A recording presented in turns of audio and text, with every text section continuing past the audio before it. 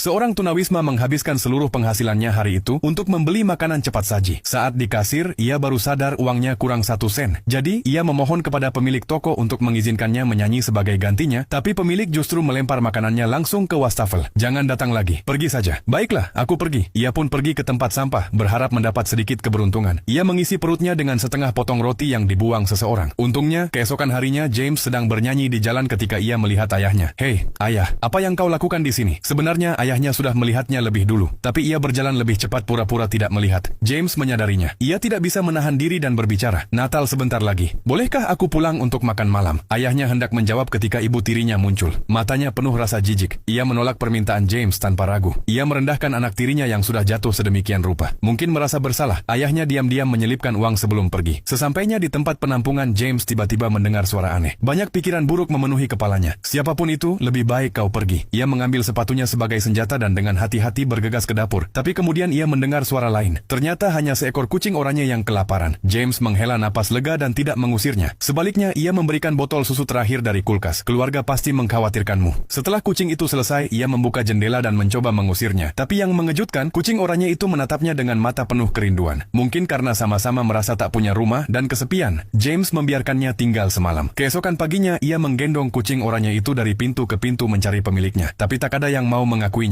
Melihat si kecil berbulu itu, James ingin mengadopsinya, tapi segera menyerah. Ia bahkan tak bisa memberi makan dirinya sendiri. Bagaimana ia bisa merawat makhluk lain? Ia tidak punya pilihan selain melepaskannya. Jaga dirimu baik-baik. Namun malam itu ketika ia kembali, ia menemukan kucing oranye itu bersembunyi di sudut. Bahkan ada beberapa luka di tubuhnya. James segera membungkusnya dengan jaket. Karena tidak berpengalaman merawat hewan, ia meminta bantuan seorang gadis. Gadis itu memeriksa kucingnya dan berkata kucing itu harus dibawa ke rumah sakit. Lalu merekomendasikan klinik hewan amal. Untungnya kucing oranye itu mendapat perawatan tepat waktu. Tapi ketika tiba waktunya mengambil obat, biayanya membuat James bingung. Perawatan memang gratis, tapi obatnya berbayar. Hanya ini yang kupunya, terserah padamu. Ia harus menggunakan sisa uangnya untuk bertahan hidup. Keesokan harinya James kembali bernyanyi di jalan seperti biasa. Tapi kucing oranye itu diam-diam mengikutinya, bahkan naik bus bersamanya. Apa yang kau lakukan di sini? Saat mereka turun, James khawatir kucing itu tersesat. Jadi ia membiarkannya naik ke pundaknya. Dengan cara ini, pasangan unik pria dan kucing itu cepat menarik perhatian orang. Jika James bernyanyi sendirian, mungkin hanya sedikit yang berhenti untuk pria tunawisma lusuh. Tapi dengan teman berbulu yang menggemaskan, mustahil orang tidak memperhatikan. Semakin banyak orang berkumpul. Semua tersenyum melihat mereka, memotret dan memberikan tip. Tak heran, pendapatan hari itu lebih banyak dari total seminggu sebelumnya. James memberi tos pada Bob untuk merayakan. Tahukah kau apa yang baru saja terjadi? Kau adalah makhluk kecil yang luar biasa.